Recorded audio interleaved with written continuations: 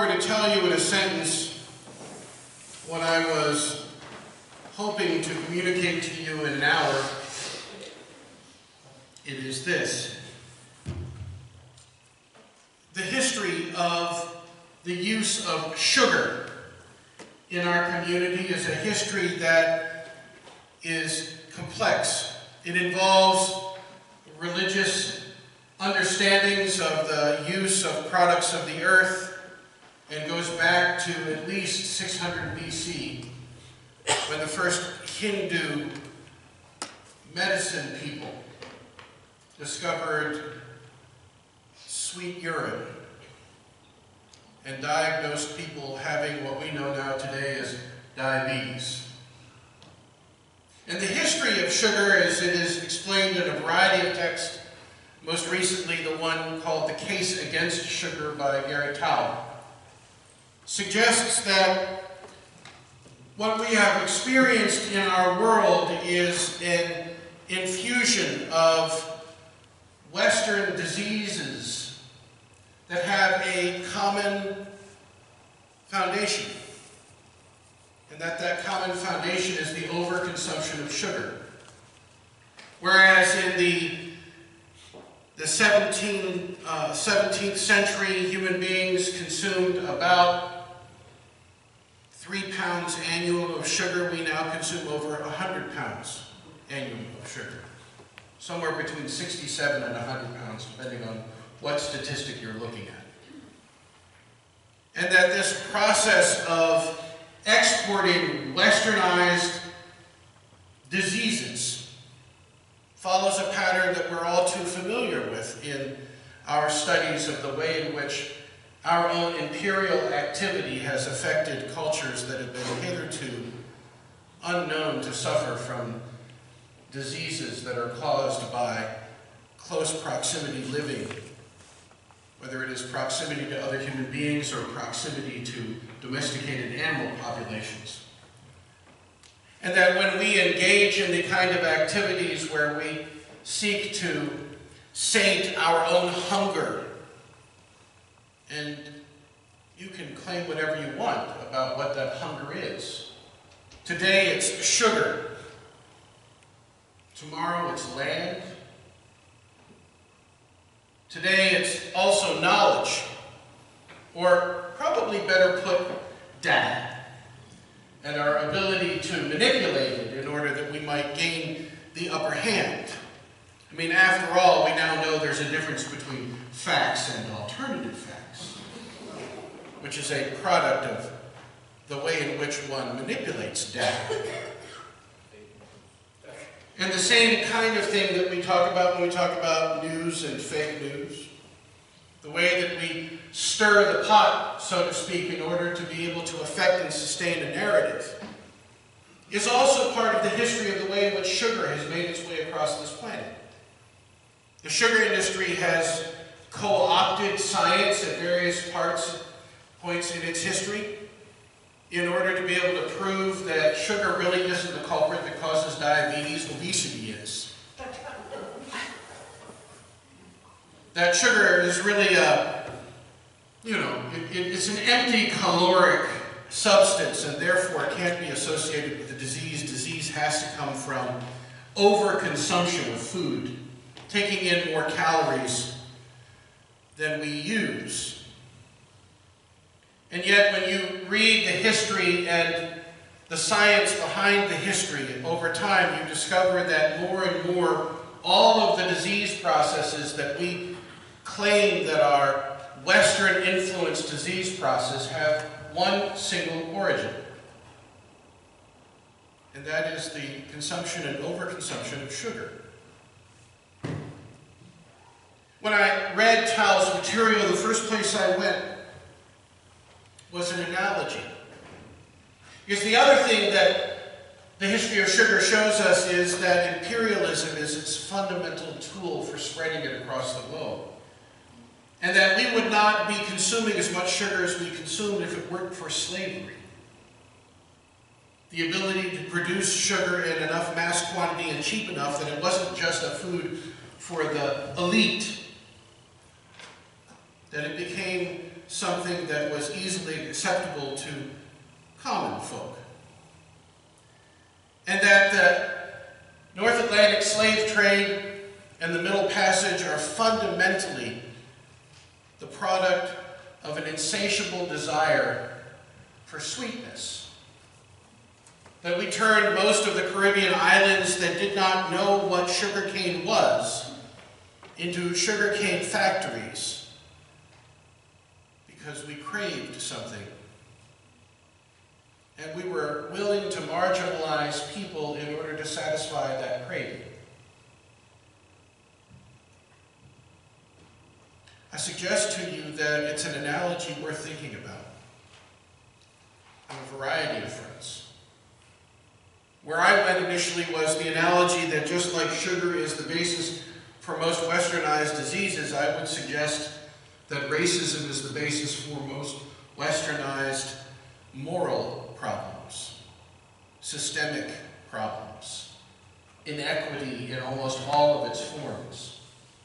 The willingness to continue to perpetuate the notion that some people are unequal based on the color of their skin has also been something that was co-opted by science in the 18th and 19th centuries as we sought to prove through scientific investigation that there was a genetic basis for the changes and differences that we observed in each other, and the science has now shown us that that's absolutely bogus.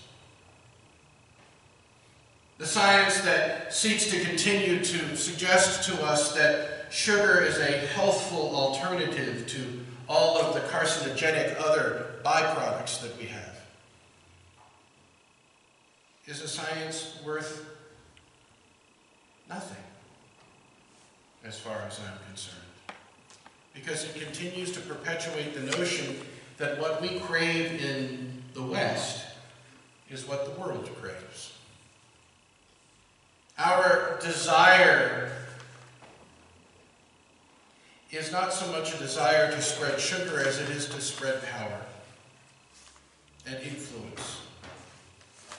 It's fundamentally based on a history that responded to the reality that after World War I, when sugar rations were supreme, after World War II, when sugar rations were supreme as well, the sugar industry had to figure out what to do with a glut of sugar on the market after it was not being consumed by those in the military.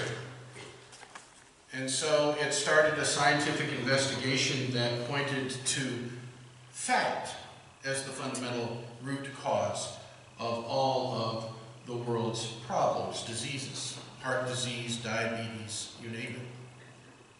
And by the 1970s, science itself had pretty much given up on sugar as the cause of diabetes itself, or heart disease, or obesity.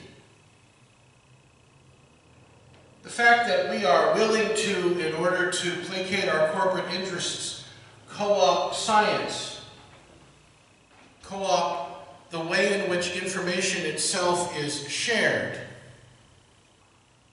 is an apt analogy for a lot of things we deal with today, is it not?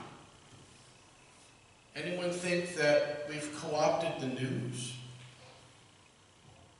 Co-opted the way in which we feed ourselves? Not just the food we take into our bodies, but the information we take into our minds. Sugar is an analogy that should be a cautionary tale about the use and abuse of human power and our ability as human beings to be able to wade through the spectrum of evidence that points to various directions in order to be able to come to a reasonable conclusion. And today the reasonable conclusion is we consume too damn much sugar. And we have caused the world to consume too much sugar.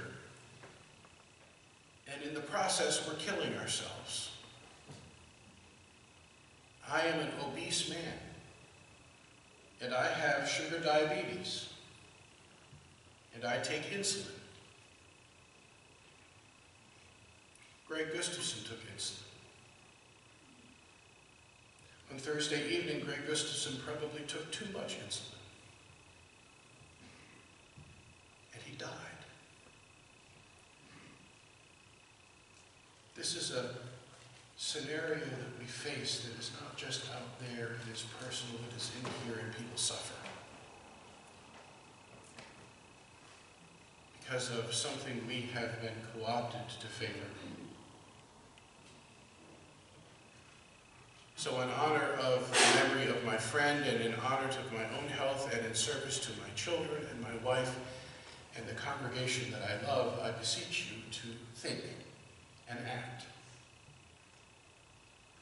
in ways that are in service to your own health and well-being. And to reject the claim that you have to because that's the way it is. And if you need help, there are people in this congregation who have spent their lifetime studying this issue who will help you. Who will help you find good nutritional ways to fill your diet.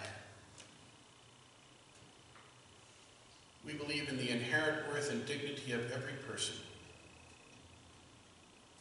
We live in a culture that has fundamentally founded itself on the perpetuation of myths that enslave entire generations of people, if not to the production of that which we crave,